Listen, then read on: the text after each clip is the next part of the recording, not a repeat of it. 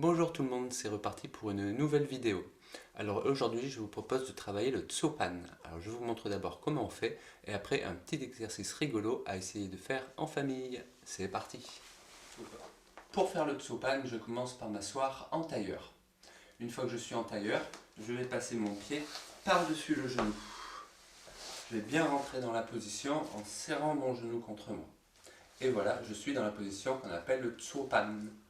Je peux placer mes bras devant, comme on veut, comme on veut.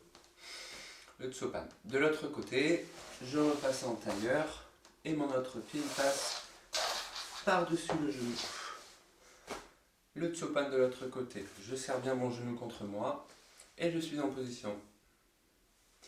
Quand on fait le Tsopan, on garde toujours le dos bien droit. Même si je ne suis pas vertical, je me penche un peu devant, mais toujours le dos bien droit. Un petit exercice maintenant pour s'habituer à descendre en Tsopan et remonter à partir de Tsopan, ce qui est un petit peu plus difficile. C'est parti. Pour descendre en Tsopan, premier exercice, on va passer un pied derrière l'autre et je vais venir m'asseoir directement dans la position.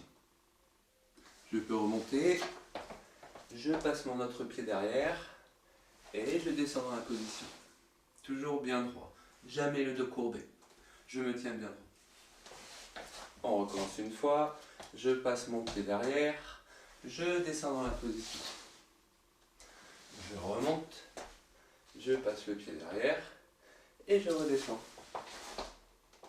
Deuxième exercice pour le Tsopan, cette fois-ci on ne va plus bouger les pieds, c'est le corps qui va tourner pour arriver en Tsopan. On va partir de dos, cette fois-ci, mes pieds ne vont pas bouger et je vais tourner mon corps d'un demi-tour. Mes pieds restent bien à leur même place. Une fois que j'ai fait mon demi-tour, je descends. Pour remonter, pareil, je remonte, mes pieds ne bougent pas, ils restent à la même position, je tourne de l'autre côté et je descends. Je remonte, je tourne, je descends. Et maintenant, on va faire le même travail avec les bras. Les bras bien tendus, je tourne, je descends en fermant mes bras. Je remonte, j'ouvre les bras, on tourne, on redescend. On remonte en ouvrant les bras, on descend en fermant les bras.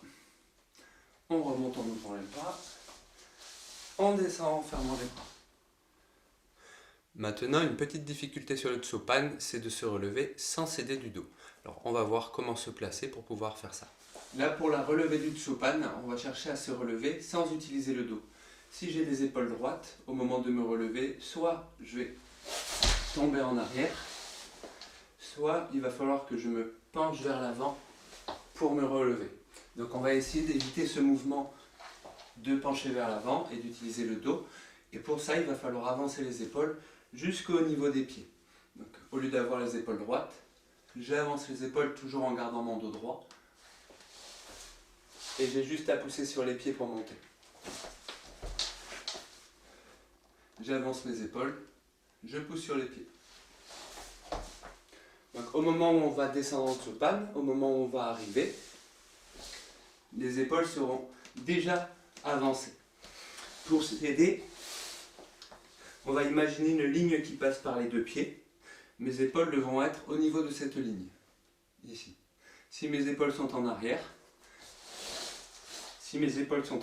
par rapport à la ligne des pieds, je ne pourrai pas me relever. Donc toujours les épaules avancées jusqu'aux pieds. On peut s'aider un petit peu des bras. Pour commencer le mouvement, mes bras vont d'abord tirer vers le haut et ça va faciliter la remontée.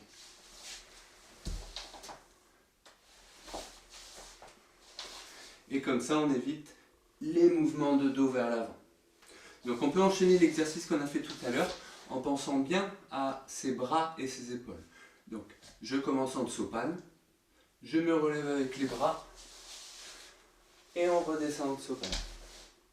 Je relève avec les bras, je redescends en Tsopan. Toujours en pensant bien à avoir les épaules au niveau de la ligne des pieds.